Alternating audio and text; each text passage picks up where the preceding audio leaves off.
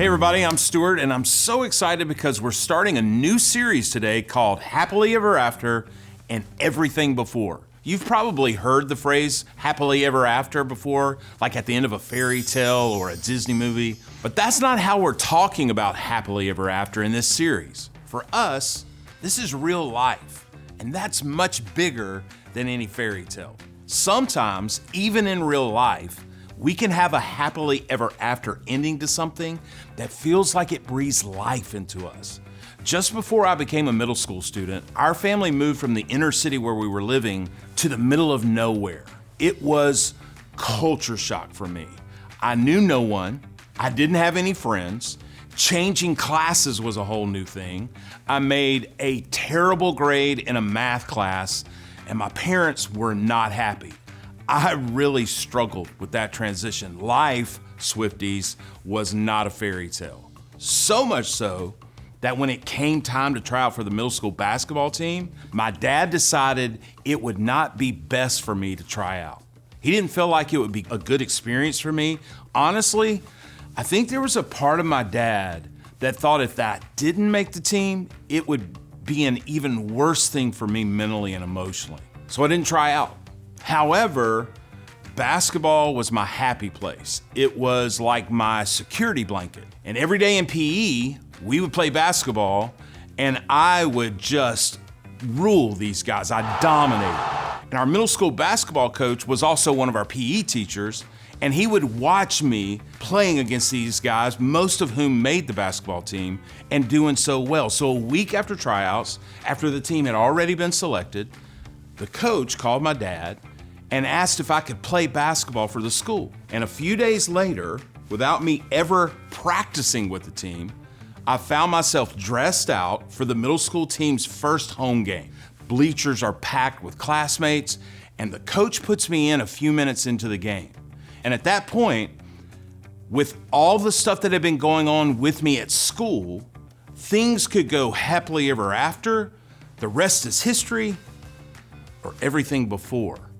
And fortunately, I played lights out. I played out of my mind. I can still hear the oohs and the ahs from my classmates. And even the teammates who were being really cold toward me, being rude because of the tryout thing, and they were right about that, were high-fiving me and wanting to be my friend after we had won, and I had more than proven myself. Honestly, and this sounds way dramatic, I think that was a turning point for me. And there are some days I wish I could experience the happiness of that moment over and over again. Even thinking back on it today, decades later, don't make a comment about that. It still feels like one of my top happily ever after experiences in my life. And that's why I think I love looking back on it. It makes me happy. And at the end of the day, isn't that something we might all want? You know what? I bet if I were to ask you to share your happiest moment in life so far, you'd be able to do it no problem. And on the flip side, what if I were to ask you to share about a time you had a 0 out of 10 day, a day you wished would never happen again? Basically, the exact opposite of happily ever after. You probably don't like the way it feels to even think about that, let alone share it. The thought alone might make you feel uneasy. Your palms get sweaty, or you might start shifting around in your seat, or maybe you feel a little bit queasy in your stomach, or your heart starts racing, or you can feel tears start forming in your eyes, or you find yourself looking at the clock wondering when this moment is going to be over. Don't worry. That's natural. It's a human response. Whether we realize it or not, we all get a little uncomfortable with feelings that aren't, well, happy. When you got that grade back and it wasn't high enough to pass, when you didn't make the team and you aren't sure how your friendships are going to change because of that reality, when your family is splitting up and you have really big feelings about that, when you're afraid to be happy because each time you think things are good, you're worried something awful may happen to ruin it all. Moments like that, they can leave us feeling anything but happy. And for some of us, we may want to rush right past them and forget that ever happened. Instead of feeling the unliked, uncomfortable, or unwanted feelings that come with them, we want to push them away and not feel them at all. And honestly, I get it.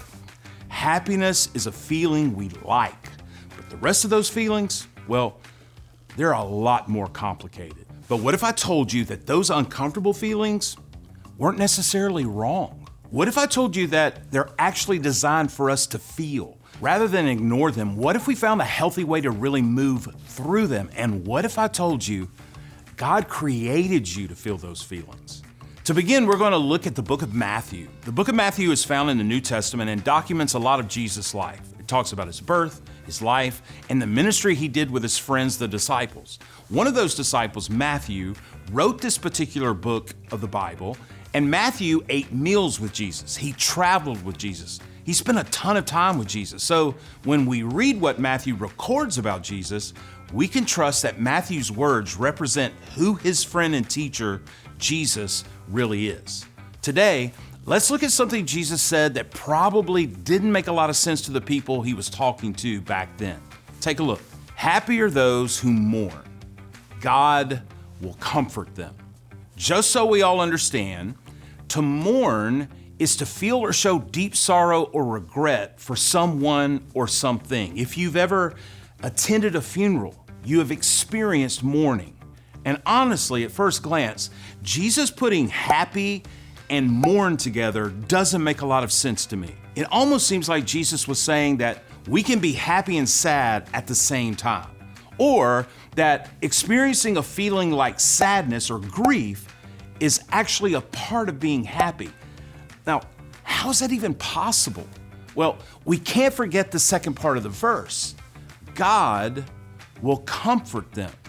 The reason we can feel all those uncomfortable feelings, the reason we can find happiness even when we're in a really sad, really difficult, really hard season in life, it's because God will comfort us.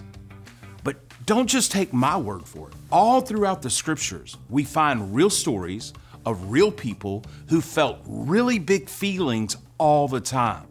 And in their own experiences, we can see what it looks like to feel our feelings, happiness, sadness, and everything else that comes our way. Take David, for example. In the book of Psalms, he wrote this: I give you all the credit, God. You got me out of that mess. You didn't let my foes gloat. God, my God, I yelled for help, and you put me together. God, you pulled me out of the grave, gave me another chance at life when I was down and out. All you saints, sing your hearts out to God. Thank Him to His face. He gets angry once in a while, but across a lifetime, there's only love. The nights of crying your eyes out give way to days of laughter. When things were going great, I crowed, I've got it made. I'm God's favorite. He made me king of the mountain. Then you looked the other way, and I fell to pieces. I called out to you, God, I laid my case before you. Can you sell me for a profit when I'm dead? Auction me off at a cemetery yard sale? When I'm dust to dust, my songs and stories of you won't sell. So listen and be kind. Help me out of this. You did it. You changed wild lament into whirling dance. You ripped off my black mourning band and decked me with wildflowers. I'm about to burst with song. I can't keep quiet about you. God, my God, I cannot thank you enough. David was at a happy time in his life when he wrote these words, but even though things were going well for him, he still wasn't saying life was all great and perfect all the time. He was expressing a wide range of feelings all at the same time. Why? Because I think David understood that this was part of how God made him. It's part of how God made all of us. As humans made in the image of God, you are free to feel.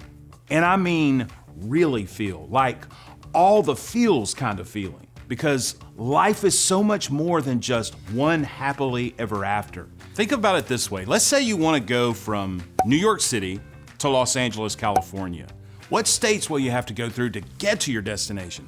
Think about all the big landmarks or major attractions you could pass on the way to get to this new location. You could go to Philadelphia and see the Liberty Bell. You could go from Philadelphia to Chicago and see the Bean. You could get to St. Louis and see the Great Arch. Or perhaps you want to take a detour there and go and see the Grand Canyon. You could go to Las Vegas, through the desert, get on Route 66, and eventually wind up in LA.